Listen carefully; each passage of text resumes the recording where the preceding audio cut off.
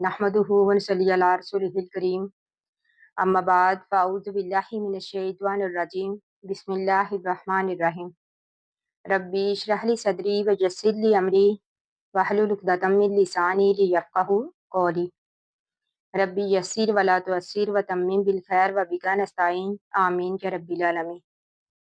आज की वीडियो में हम इंशाअल्लाह बात करेंगे सूरत अलम नशरह के बारे में। ये कुरान मजीद की सूरत नंबर 94 है, जिसे सूरत अंशरा भी कहा जाता है। ये सूरत मक्का में नाज़िल हुई। इस सूरत में अल्लाह ताला ने हमारे नबी सल्लल्लाहु अलैहि वसल्लम को तसल्ली दी।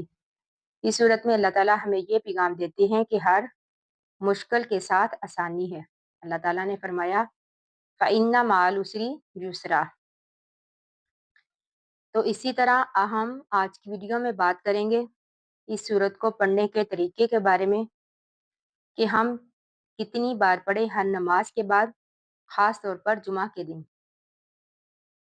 तो अल्लाह ताला से बेहतर की उम्मीद रखें, बार बार अल्लाह ताला से दुआ मांगते रहें, क्योंकि अल्लाह ताला ने कुरान मजीद में इरशाद फरमाया उदूनी अस्तजिब लकुम, क्या मेरे बंदो तुम मुझे पुकारो मैं तुम्हारी पुकार को कबूल करूँगा।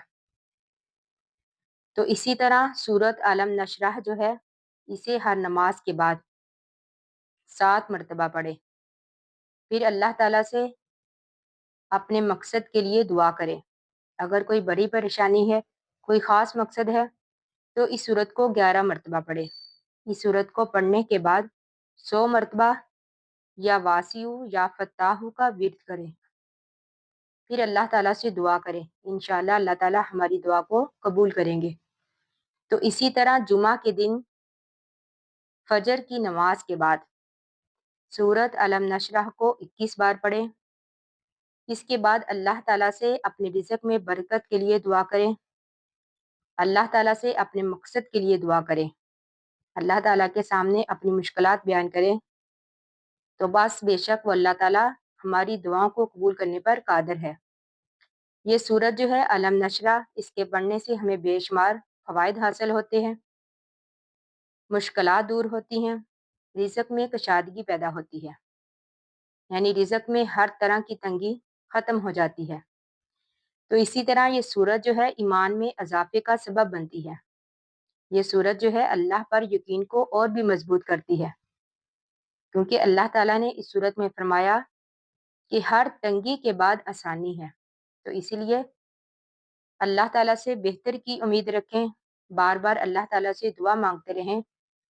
बेशक वो अल्लाह ताला हमारे हर अमाल से बाखबर है। वो अल्लाह ताला हमारे हर मकसद को पूरा करने पर कादिर है।